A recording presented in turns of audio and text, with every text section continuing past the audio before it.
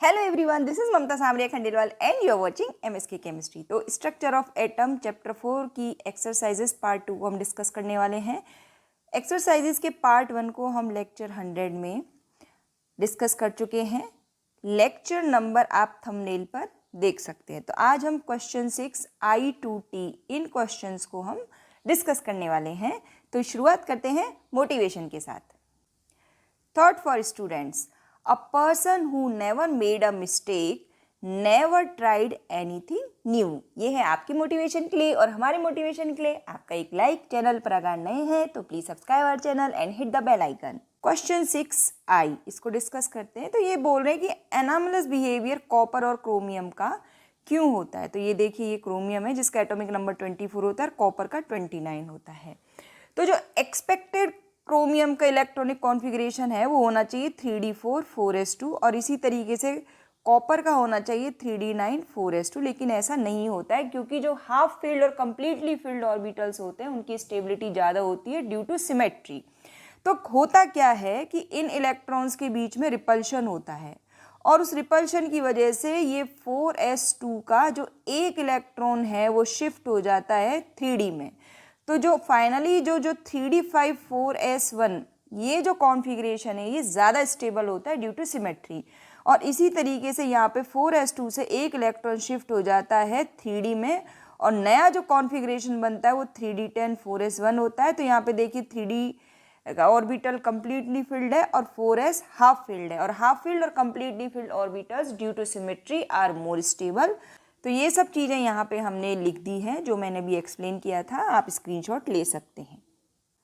Question 6G, तो यहाँ पे हमें ऑर्बिटल नोटेशन लिखना है और कुछ क्वांटम नंबर्स दिए हुए हैं। n और l की वैल्यू दी हुई है। तो देखिए, हम ये जानते हैं कि l की वैल्यू अगर 1 है तो ऑर्बिटल कौन सा है आपका p, l की वैल्यू 2 है तो d, l की वैल्यू यहाँ पे भी 2 है तो d होगा। और जो n की वैल्यू होती है वो क्या बताती है, प्रिंसिपल शेल को, मतलब आपका मेन शेल कौन सा है। तो उस हिसाब से हम इनके लिए ऑर्बिटल नोटेशन लिख सकते हैं। It is 2p 4d and 3d। Principal quantum number होता है वो हमें शेल के बारे में बताता है और जो एजीमुथल क्वांटम नंबर होता है वो हमें सब शेल के बारे में बताता है। सब शेल कौन से होते हैं, SPDF। l की वैल्यू 0 है तो सब शेल होगा S, l की वैल्यू 1 है तो होगा P, l की वैल्यू 2 है तो होगा D और l की वैल्यू 3 है तो होगा F। यहाँ पे हम इलेक्ट्रॉनिक कॉन्फ़िगरेशन लिखना है। तो आयरन का एटॉमिक नंबर होता है 26। तो उस हिसाब से जो आयरन का इलेक्ट्रॉनिक कॉन्फ़िगरेशन होता है आर्गन 3d6 4s2। अभी Fe2+ में 2 इलेक्ट्रॉन कौन से लूज होंगे, 2 इलेक्ट्रॉन निकलेंगे ये वाले, क्योंकि fourth shell outermost shell होता है इसलिए फोर्थ शेल के इलेक्ट्रॉन पहले निकलेंगे, 3d के बाद में निकलते हैं। तो यहाँ पे इसका कॉन्फ़िगरेशन हो जाएगा आर्गन 3d6 और Fe3+ में d से भी एक इलेक्ट्रॉन निकलेगा और बनेगा आर्गन 3d5। क्वेश्चन 6G, तो यहाँ पे हमें इन सारे एटम्स के या एलिमेंट्स के इलेक्ट्रॉनिक कॉन्फ़िगरेशन लिखने हैं। तो ये बड़ी आसानी से हम लिख सकते हैं, किसको यूज़ करते हुए, आफेवो प्रिंसिपल को यूज़ करते हुए। लेक्चर 100 में जो इसका पार्ट 1 है एक्सरसाइजेस का, वहाँ पे हमने इसको डिटेल में एक्सप्लेन किया है। यहाँ पे हमें 2s और 2p ऑर्बिटल की शेप को ड्रॉ करना है। तो देखिए, s ऑर्बिटल होता है उसमें कोई s सब शेल या उसे s ऑर्बिटल बोलिए, उसका स्फेरिकल शेप होता है और s सब शेल में कोई भी फर्दर ऑर्बिटल नहीं होता है। लेकिन जो p सब शेल होता है उसमें 3 ऑर्बिटल होते हैं, px py और pz, और इनका जो शेप होता है वो डम्बबेल शेप होता है। डम्बबेल शेप कैसा होता है, इस तरीके से, इसे डम्बबेल शेप कहते हैं। तो यहाँ पे एक ध्यान दीजिए, 1s ऑर्बिटल भी स्फेरिकल होता है, 2s ऑर्बिटल भी स्फेरिकल होता है, लेकिन जैसे जैसे शेल बढ़ता जाता है उसका साइज भी बढ़ता जाता है। मतलब जो 3s ऑर्बिटल का साइज होगा वह 2s से ज़्यादा होगा। और जब आप इन ऑर्बिटल्स को ड्रॉ करेंगे 2px 2py और 2pz को, तो ध्यान रखिए, जैसे कि आप यहाँ पे 2px को आपको ड्रॉ करना है तो ये जो x एक्सिस है इसी के रेफरेंस में आपको ये डम्बबेल बनाना है। py के लिए ये देखिए जो y एक्सिस है उस तरह बनाना है और 2pz के लिए z एक्सिस पे आपको ये डम्बबेल शेप बनाना है। तो ब्रीफ में हमें एजीमुथल क्वांटम नंबर यानी कि l, जिसको हम l से डिनोट करते हैं, उसके सिग्निफिकेंस बताने हैं। तो बता देते हैं, इसके जो दूसरे नाम है वो है सेकेंडरी सब्सिडरी ऑर्बिटल और एंगुलर मोमेंटम क्वांटम नंबर। ये हमें क्या इन्फॉर्मेशन देता है, number of subshells of the shell और orbit to which electron belongs. ठीक है, सबशेल्स के बारे में ये हमें बताता है। इसके अलावा it defines the shape of the orbital. ठीक है, अगर एस ऑर्बिटल है तो शेप कैसा होगा, स्फेरिकल, पी है तो डम्बेल, और अगर डी है तो डबल डम्बेल, इस तरीके से। और ये हमें ये भी बताता है द वैल्यू, जो एल की जो वैल्यू होती है यानी एजीमुथल क्वांटम नंबर की वैल्यू किस पे डिपेंड करती है, प्रिंसिपल क्वांटम नंबर पे। और उसकी जो पॉसिबल वैल्यूज होती है वो होती है 0 to n-1। जैसे कि मान लीजिए आपका थर्ड शेल है m, तो उसके लिए n की वैल्यू कितनी होगी 3, तो पॉसिबल वैल्यूज क्या होंगी 0 to n-1 यानी कि 0, 1 और 2।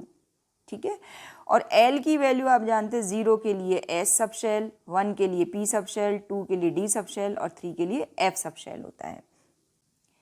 अगर N की वैल्यू 3 है यानी कि प्रिंसिपल क्वांटम नंबर की वैल्यू 3 है, तो आपको जो क्वांटम नंबर L और M के बारे में बताना है, तो बड़ा आसान है। थर्ड शेल है आपका, तो थर्ड शेल के लिए जो L की पॉसिबल वैल्यूज क्या होंगी 0 to n-1, मतलब 3-1 तो क्या हो गई 0, 1 और 2। ठीक है, तो मतलब जो थर्ड शेल होता है M शेल, इसमें कौन से ऑर्बिटल्स होंगे 3s, 3p और 3d। ओके, अब देखिए अगर L की वैल्यू 0 होती है तो ML की वैल्यू भी 0 होती है। L की वैल्यू अगर 1 है तो ML की वैल्यू -1, 0 और +1। L की वैल्यू 1 का होने का मतलब क्या है, p ऑर्बिटल, और p के लिए क्या होते हैं, p सबशेल में 3 ऑर्बिटल्स होते हैं, px, py और pz। अगर L की वैल्यू 2 है तो ML की पॉसिबल वैल्यूज़ क्या होंगी -2, -1, 0, +1 एंड +2। और उस समय उसको हम इस तरीके से डिनोट करते हैं, ये देखिए 1, 2, 3, 4, 5, तो ये होगा -2, -1, 0, +1 और +2। और ये ऑर्बिटल्स कौन से होंगे, dxy, dyz, dxz, dx² - y² and dz²। Question 6p, तो इलेक्ट्रॉनिक कॉन्फ़िगरेशन जो ऑक्सीजन का है वो ये होता है, ये क्यों नहीं होता है, तो हंस रूल ऑफ मैक्सिमम मल्टीप्लिसिटी। अब देखिए यहाँ पे जो ऑर्बिटल्स कौन कौन से हैं आपके 2px, 2py और 2pz। अब ये किससे बिलोंग कर रहे हैं, ये एक ही सबशेल के ऑर्बिटल्स हैं। सबशेल कौन सा है आपका 2p, 2px, 2py और 2pz। तो हंस रूल क्या कहता है कि जब तक इनको एक एक इलेक्ट्रॉन नहीं मिल जाता तब तक इलेक्ट्रॉन का पेयरिंग नहीं हो सकता। सो दिस इज द हंस रूल ऑफ मैक्सिमम मल्टीप्लिसिटी। तो ये जो कॉन्फ़िगरेशन है वो हंस रूल को वायलेट कर रहा है और ये करेक्ट है। Pairing of electrons according to Hund's rule in the orbitals belonging to the same subshell doesn't occur unless each orbital belonging to that subshell has got one electron each। हमें principal quantum number के बारे में बताना है यहाँ पे। तो principal quantum number को हम किससे डिनोट करते हैं, n से। ठीक है, n की जो पॉसिबल वैल्यू है वो पॉजिटिव इंटीजर होती है, यानी n की वैल्यू अगर 1, 2, 3 है आप देख सकते हैं, तो n की वैल्यू 1 का मतलब फर्स्ट ऑर्बिट, 2 का मतलब सेकंड ऑर्बिट, 3 का मतलब थर्ड ऑर्बिट और 4 का मतलब फोर्थ ऑर्बिट। और उन शेल को नाम क्या देते हैं हम, k, l, m, n shells. ठीक है, अब ये जो है ये क्या बताता है, जो प्रिंसिपल क्वांटम नंबर हमें बताता है, इट डिस्क्राइब्स द ऑर्बिट और shell of an atom to which the electron belongs. जैसे 2s है तो इसका मतलब आपका इलेक्ट्रॉन किस में है, सेकंड ऑर्बिट में है। अगर 4d है तो इसका मतलब क्या, आपका इलेक्ट्रॉन कौन से ऑर्बिट में है, फोर्थ ऑर्बिट में है। तो ये ऑर्बिट और शेल के बारे में हमें बताता है। इसके अलावा the energy of an electron depends on the value of n, ये हम जानते हैं, बोर्स मॉडल में भी हमने इसके इक्वेशंस वगैरह डिस्क्राइब की थी। इसके अलावा atomic orbitals having the same value of n belongs to the same subshell, जैसे कि 2s और 2p, तो दोनों के लिए n की वैल्यू क्या है 2, तो मतलब ये एक ही शेल से बिलोंग करते हैं, वो की है वो जो कि है second shell. The number of allowed orbitals in given shell is n², मतलब फर्स्ट शेल में कितने ऑर्बिटल्स होंगे, सिर्फ 1। सेकंड शेल में कितने ऑर्बिट होंगे, ये k शेल में सिर्फ 1 ऑर्बिट होता है, जो क्या होता है 1s। l शेल में कितने होंगे 2² यानी कि 4, तो वो क्या होते हैं आपके 2s और 2p, और 2p is further splitted into 2px, 2py and 2pz। इसी तरीके से जो थर्ड शेल है इसमें कितने आपके ऑर्बिटल्स होंगे? 9, 3s, 3p और 3d। 3d के 5 होते हैं, 3p के 3 और 3s का 1। Shells are represented by the symbol KLMN। तो ये सारे पॉइंट्स को आप एग्जाम में लिख के आ सकते हैं, आपका एक भी नंबर नहीं कटेगा। Using concept of quantum numbers calculate the maximum number of electrons present in M shell, ठीक है, and give their distribution in shells, subshells and orbitals. तो कर देते हैं, बड़ा आसान है। M शेल का मतलब क्या है? प्रिंसिपल क्वांटम नंबर की वैल्यू है 3, यानी कि हम थर्ड शेल की बात कर रहे हैं। अब थर्ड शेल के लिए अगर हम L की बात करें तो पॉसिबल वैल्यूज़ क्या होती हैं? 0 to n-1। तो उसके लिए L की वैल्यूज़ क्या हो गई? 3s, 3p और 3d, ठीक है। मतलब ये क्या हो गया? 0, 1 और 2। 0 के लिए s, 1 के लिए p और 2 के लिए d।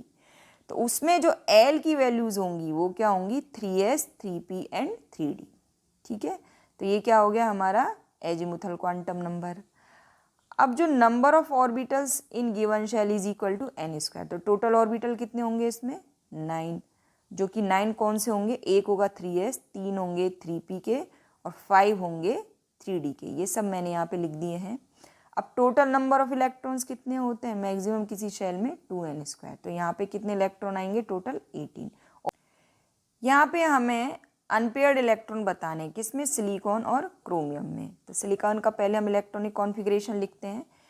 It is neon 3s2, 3px1 और 3py1। तो कितने अनपेयर्ड इलेक्ट्रॉन हो गए? एक तो हो गया py में और एक हो गया px में। तो टोटल अनपेयर्ड इलेक्ट्रॉन 2।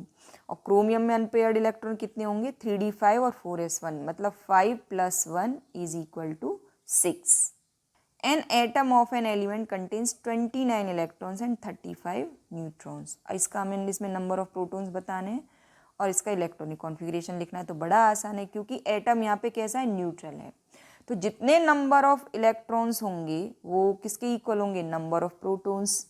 और नंबर ऑफ प्रोटॉन्स किसके इक्वल होता है? एटॉमिक नंबर के। इसका मतलब हमारा एलिमेंट कौन सा है? कॉपर है। अब कॉपर का हम इलेक्ट्रॉनिक कॉन्फ़िगरेशन लिख देते हैं।